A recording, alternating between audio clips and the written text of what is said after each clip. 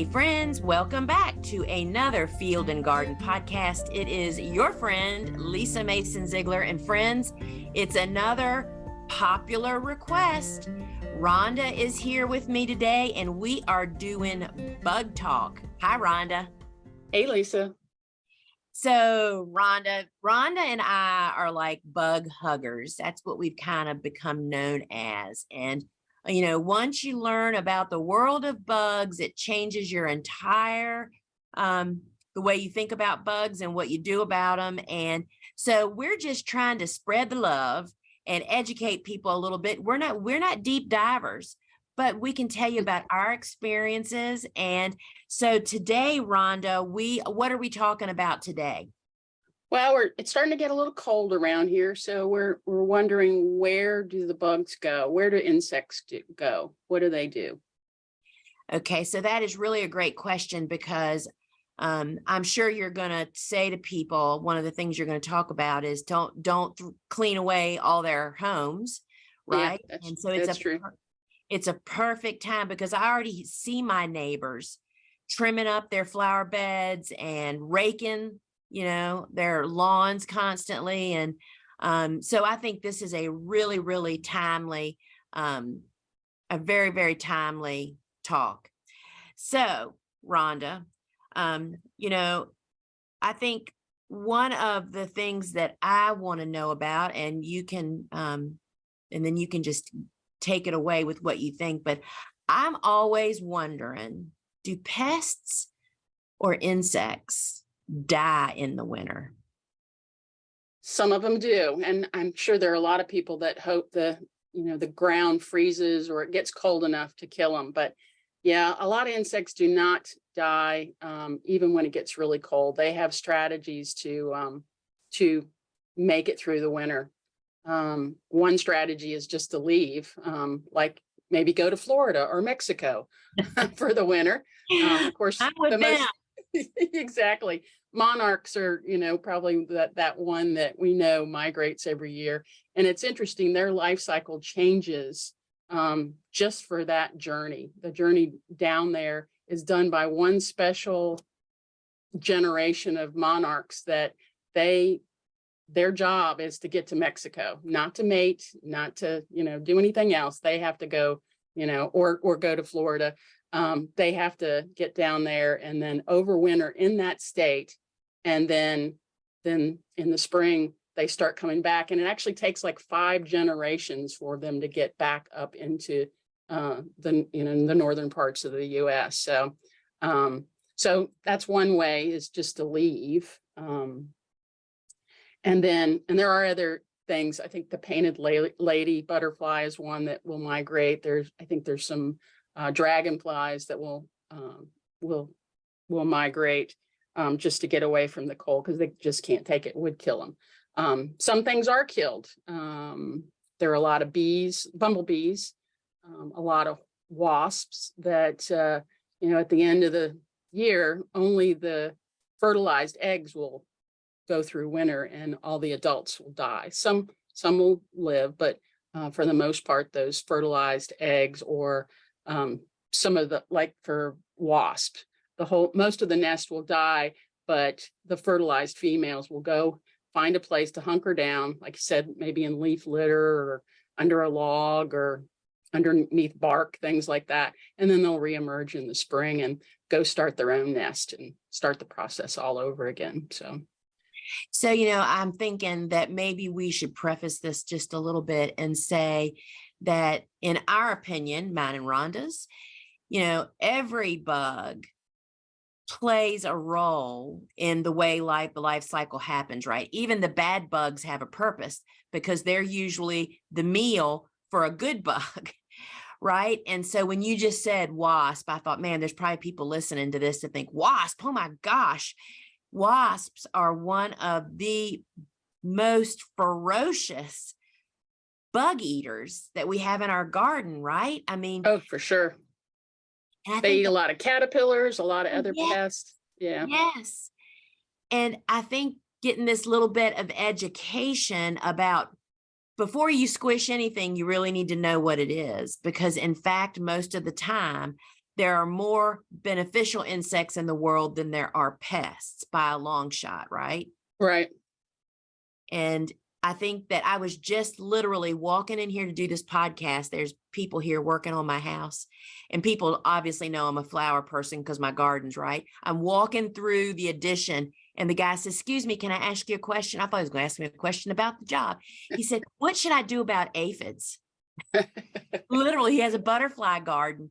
And then I had to go on the talk and say, well, that's, I mean, there's a reason you have aphids perhaps, and this is what we do. We don't use pesticides.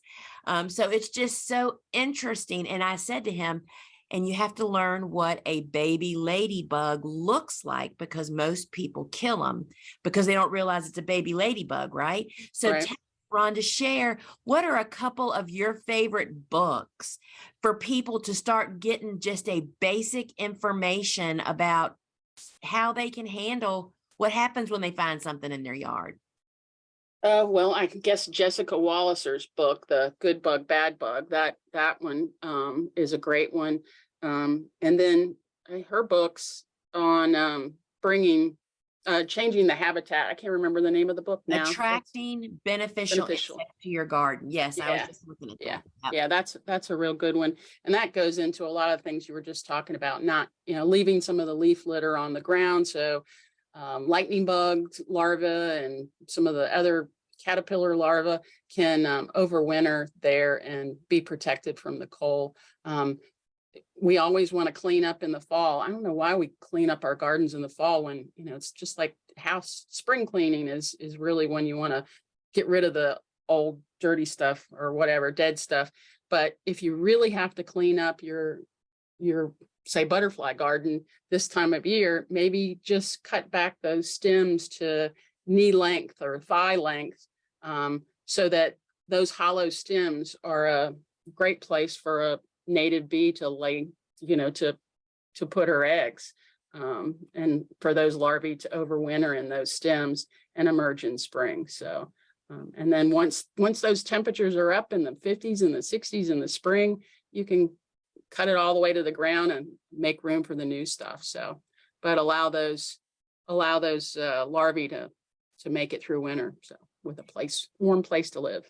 And you just mentioned lightning bugs. I think so many people say, "Oh my gosh, we just don't have lightning bugs like we used to." When I was a kid, they were everywhere. Well, friends, look at our yards. I mean, we have just decimated what they wintered over in, right?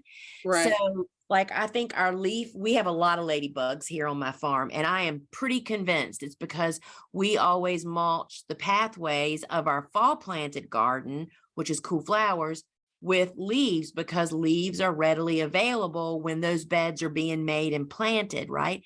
And I just didn't realize all of the creatures that live in leaf litter, because it's not just ladybugs, right? Right. A lot of other beetles that are great predators too.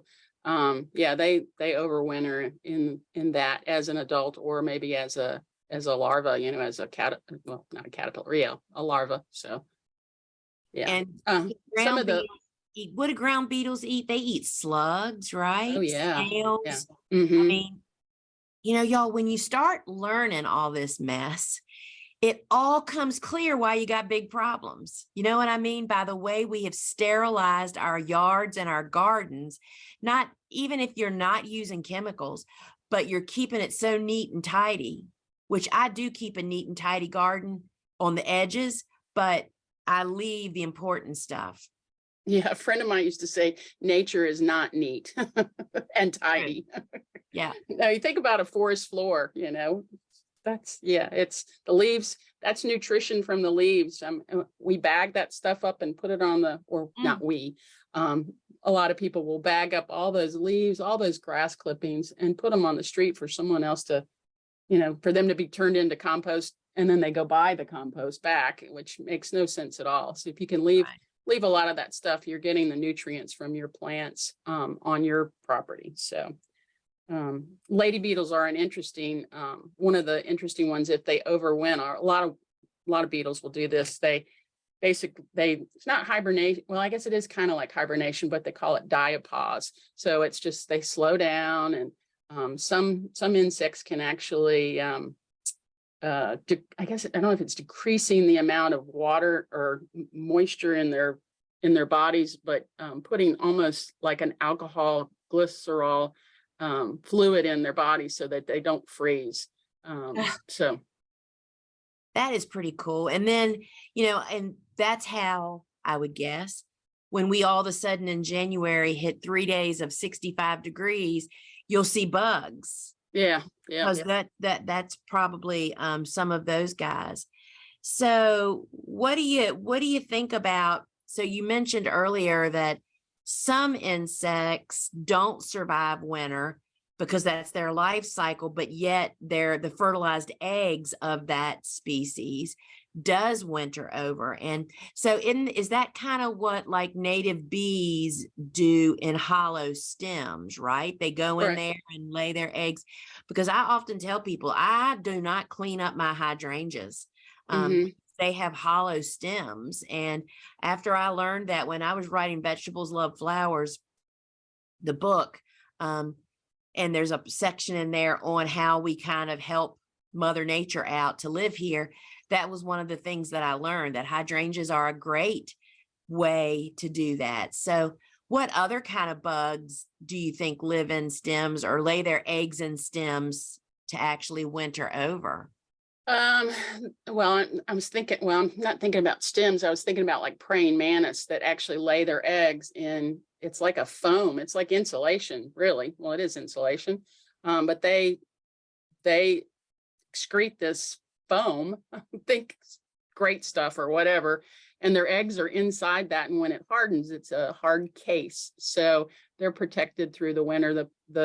The adult dies, and then those little ones, when those warm days come, or you manage to carry one of those praying mantis egg cases home on your Christmas tree, the warm days at Christmas, inside you may have praying mantises all over your living room. But so they're cued by those warmer temperatures, or sometimes even day length. They know when it's time to come out. So, And and so that thinking about that too, you're saying January and cold temperatures, and some things emerging, and if they don't have anything to eat when they emerge, think of those early bumblebees. We used to have a lot of clover in our gardens that we just don't see in yards anymore, or dandelions. Everybody wants to get rid of them, but those are just great nectar sources early in the spring, when a bee may come out and look around and regret coming out. So that's so true. And that's one of the things that I learned about cool flowers, which are cool season hardy annuals.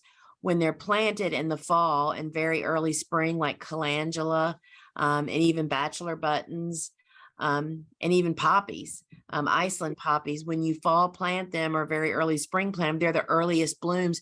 We really felt like we experienced, when I first started growing those 25 years ago, that we had such activity in our garden so much earlier than other people did. Well, I didn't really put it all together, back then, that it was the fact that we were offering these super early sources of food, nectar mhm. and pollen, to these guys when they're actually emerging. And I used to often say, when I would do not courses, conferences, I would say that Cool Flowers truly rolls out the red carpet to get beneficial insects into your garden weeks and weeks earlier than other people's gardens, because you've got flowers blooming. I mean, bachelor buttons here for us in the mid-Atlantic on southeastern Virginia, out in the field, start blooming sometimes the end of March. And they're just loaded with wasps and native bees and all kinds of little parasitic wasps and all the things you want in your garden, working as early as possible, plus setting up housekeeping, right? Yeah, it's that setting up housekeeping, having their numbers be up there before the pests show up, and then you Right. just have to wait for the cavalry to be there. If you can supply the cavalry before they get there, they've got a head start. So And I think that is just such an important piece that I really didn't grasp how fortunate I was that it happened. I mean, it's like I launched my flower farming career on that group of flowers, right? So, I mean, I've always grown them for all these years. So we have this enormous population of just insects. Yes, Mhm. there's some bad ones, but I have so many more good ones that I just kind of like, oh, look, there's aphids or there's XYZ. And the next time I think about it, you go back and they're not there anymore. They've just been, they're under control. Um, but I think that we just live the results of doing that. And I think people just need to be keenly aware. Like you said, I mean, dandelions are huge food source for bees and pollinators, right? Oh, for sure. Yeah. Yeah. So, Rhonda, because we hear this often. So, when we have a mild winter, meaning the temperatures don't get quite as cold as you remember or you think you're supposed to get, does that mean that the pest pressure is going to be worse that year? How does that work? Because I have Hmm. my own analogy on that. I mean, I think that everything, just like the what I just explained about the beneficial insects come because there's blooms. I think when the temperatures are milder, the pests as well as the good guys come out earlier, they start reproducing earlier, they Yeah. start having everything earlier. Wouldn't you say that's the cause of it seeming like you have more bugs because you do, because they got started earlier? Yeah. They got started earlier. Yeah, definitely. And some of the pests, I mean, like you said, aphids, I think actually they are born ready. I mean, they don't need a partner. They already are ready to You don't you know, mate, you're yeah, saying. Doesn't exactly. take two to tango Yeah, to make more. exactly. So, and they can do a lot of these pest insects are ones that can have multiple generations. Ugh, So that ugh. can, yeah, yeah. And, so that's a problem. Whereas maybe some of the beneficials aren't going to have quite as many, And why is entry. that? I don't know. It's, I mean, why is it that, because something else that I've noticed, this is a personal observation. This is based on zero science, but it seems to me that pest insects can move quicker than beneficial insects. It's like oftentimes when I'm doing something in the garden and I'll see what I think it's like, oh, is that a stink bug, a bad stink bug, or is that the beneficial version, right? And you go to like grab the flower to kind of look at it closer. And when it pops away instantly, it bops underneath the flower.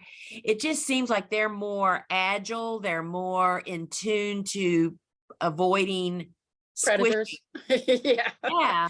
I mean, but that's just the way that I feel about it. I mean, it's like you look at wheel bugs and assassin bugs. They are some slow moving dudes. Yeah, because they're generally, I think they're waiting on the attack. It's like there's some spiders that just, they're not out there walking up and down leaves. They're just waiting for something to come along so they can grab it. Stumble by. Yeah, exactly. And maybe, who knows, maybe they save their energy that way. But yeah, yeah, I guess the pests definitely have to move faster to not get eaten. So, but yeah, So pests. yeah, and so this overwintering. So just give us some rundown good ideas for people to follow or what not to do and to do this time of the year to help encourage providing what good bugs need to make it through winter. Oh, I think the not cutting back your beds, your flowers, cutting them to the ground at this time of year, leaving them at least knee high or higher, just so you have those spaces that they can go into and hide. And that's even good for birds too. I mean, they Right. need to hide in places like that. Um, not raking up your leaves, leaving some of those, even the compost bin. I know a lot of people don't, think it attracts rats and raccoons and stuff like that. But if you don't put your kitchen waste in or you bury it so they can't get it, that is a great place for like centipedes and those beetles. It's a nice, warm, cozy place. Springtails and worms, all those great beneficial decomposers. So if you can have a compost bin or even a brush pile would be a great place for a lot of those creatures, not just insects, but our lizards and skinks and snakes, you know, Rhonda doesn't like snakes. chipmunks. Yeah, exactly. But it leaves them a place that's warm. And I was looking at something that the snakes got me. What they do in winter, they can actually, like honeybees, they all gather together and stay warm together in the case of honeybees, but apparently snakes do that too. The image was a little too much for me, where they were just all, yeah, keeping each other warm. Like the same thing with the monarch butterflies in Mexico. They all cluster down there. Beetles do that too. Not Japanese beetles, but the lady beetles will do that. And that's where a lot of them are harvested. Remember, we were talking about that in another episode. They go to a nice warm rock front or whatever, and then the collectors just come in there and sweep them up. Of course, they do that in your house too. That's usually the Asian multicolored lady beetle. Get those, and the stink bugs in your house. They're just trying to find a nice warm place to be, because it's cold out there. And so talking about cutting back plants, so there are some plants that you need to cut back just for disease control. I'm only thinking about peonies. So we're not saying don't cut those plants that for disease control Right. that you don't need to cut back. I mean, so peonies, because of peony blight, we cut our foliage back now as it's dying down, and remove it and throw it away. We do not put it in our compost heap.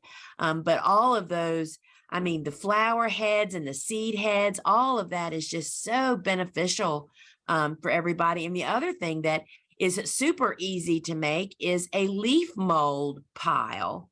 We like to use fence wire, making it at least 36 inches wide and that tall or taller, and just keep filling it with leaves all season. And so much stuff will live in there, right? Oh, I mean, yeah. And that way you don't have to worry about, rats or raccoons or anything like that. If you just put straight in leaves, that's a great warm spot. Yeah. And, as far as, I will add not table scraps, but fresh food like vegetables and fruit. But there's some things that I don't add. I never put like the rinds of watermelon and cantaloupes and all that stuff. It just takes, or banana peels. They just take blooming forever to break down. But the way that we dealt with it, because there's definitely here in our part of the city, there's rodents everywhere. I mean, it's a constant battle.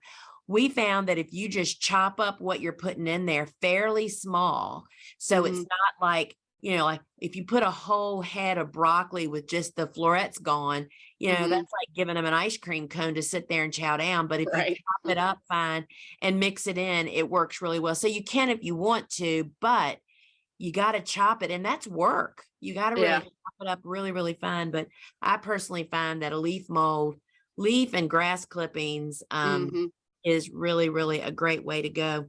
So we're going to try to provide some leaf areas on our property.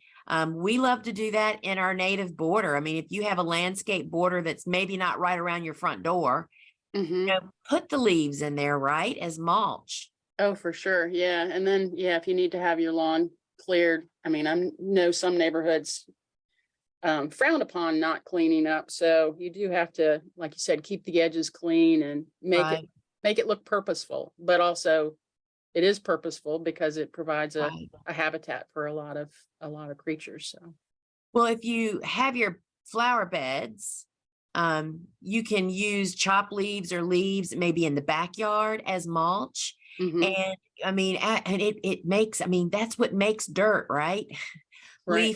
Leaves breaking down. It takes time, but so we need to leave leaf litter in our yard. We need to not cut down plants, just walk away. And I'm a bit of a neat freak, but it really helps me to keep the edges neat. You know what I mean? To have that clean edge and be purposeful. And once you start getting educated on what it is you're doing, like helping lightning bugs and all the guys that are going to eat your pests next year, I think that can be super helpful.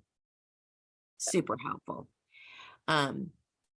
So Rhonda, thank you for like enlightening us that what happens out there over winter. So some die, but their fertilized eggs live on. And or they might yeah, some die in the eggs, or even larvae might live on. Yeah. Or a nymph. There's some things that live Right. underwater, and like dragonflies and stoneflies, mayflies, they live underwater and they're active in the winter, probably maybe not quite as quick as they were in the summer. And then they come out in spring, or maybe the next spring. And then some of them just leave town. They're snowbird. We'll call those the snowbird family. Exactly. They just go south, and it's just a really interesting deal. But I feel like in my circumstances here, living in the middle of the city, having the small urban farm, we have an amazing community that helps me combat pests on this farm. And it's all rooted in what we do and what we don't do. What we don't do is we don't use any pesticides, not organic or otherwise. And we try to provide as much habitat as possible, and we grow a ton of flowers. That is like the recipe for success, right? Right. Food, habitat, and we're not putting them off. Yeah, and identifying what you have. And yes, and a lot of it too is, if you do have wasps, I know sometimes that they are in a place that you can't have them, in your mailbox or whatever, underneath the glider handle. So sometimes you do have to take care, but if they're in the eaves of your house and they're nowhere near you, yeah, they'll pretty much leave you alone if you leave them alone. I mean, it really is true. Yeah. And after you watch one wasp carry off a hornworm, a caterpillar, carry it off out of your garden, it's like it changes your life. Exactly. Oh my goodness. Well, Rhonda, thanks so much for bringing your information. And if y'all want to hear more bug talk, send us an email with what you need to know, what would help you. And Rhonda will get that, and you just send it to info@thegardenersworkshop.com and just say bug talk topic, and we'll be happy.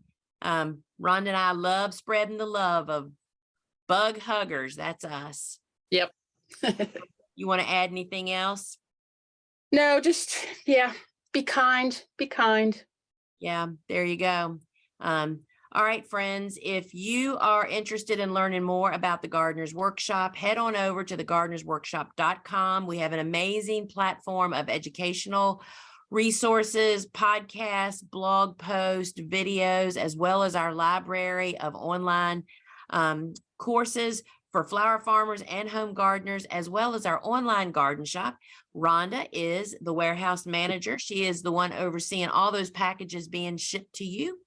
And she answers the phone there even often. So gardenersworkshop.com, and you can sign up for our weekly farm news, which is like a headliner page that just kind of shows you a lot of different things that you can look at and engage with.